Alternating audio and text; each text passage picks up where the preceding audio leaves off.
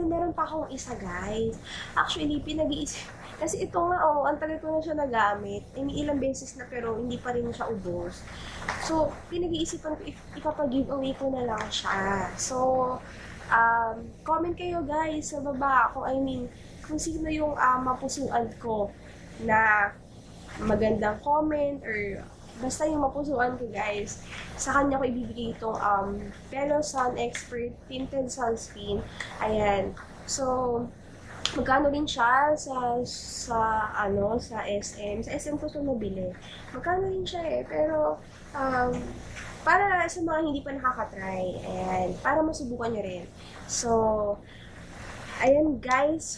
So, I hope na feature ko na lahat sa inyo ng makeups na meron ako.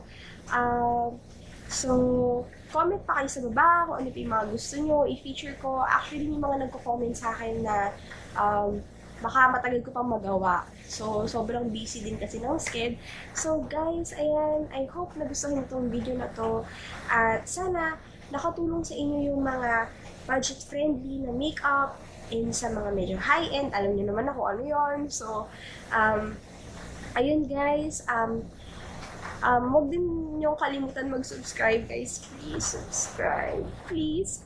Ayan, subscribe to my channel and click niyo lang din yung bell button sa baba, katabi ng subscribe button, para every time na may bago akong upload, manonotify kayo. So, ayun lang guys. Hope to see you on my next one. Bye!